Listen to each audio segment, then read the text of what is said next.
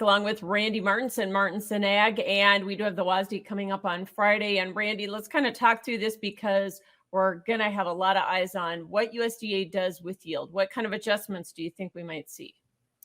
I'm not looking for much of an adjustment. You look at the Western Corn Belt, seen some weather issues, but we haven't seen so much as far as in the Eastern Corn Belt.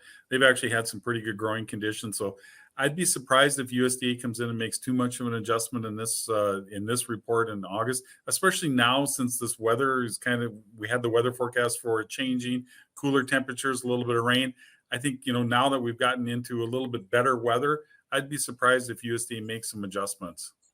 Well, and USDA actually doesn't do any field surveys until the September report, right?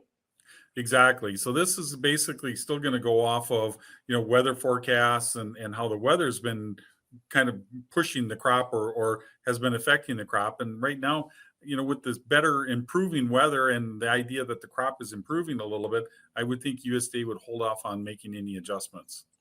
What about the demand side of the equation? That's the other thing that USDA could actually tinker with, right? That's the one that I'm more worried about. You look at the demand side, that our exports have been running behind normal. We haven't been able to keep pace on whether in both the inspections, the shipment side and on the sales side. So it's been a little disappointing as far as exports are concerned. Also, we've been seeing a little bit poorer performance as far as ethanol is concerned. And our crush has seen a little bit of a pull down. Now, I don't expect them to change crush, but I wouldn't be surprised if they don't lower ethanol a little bit, and I would expect that they'll lower exports a little bit. Yeah, corn exports have been very questionable. So is the bigger fear here maybe, Randy, that they don't adjust yield at all? They leave it unchanged, and then maybe they actually lower demand, especially for corn? A lot of people saying it's still too high. Yeah, that is the biggest fear right now, because then, of course, if you don't make any adjustments on the yield side and you lower the demand, that increases the stocks.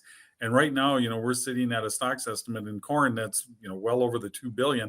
We increase that much more, it's going to be really hard to kind of recover off of that. All right. Thanks for joining us, Randy Martinson with Martinson Ag. That's Markets Now. We'll have more AgDay coming up.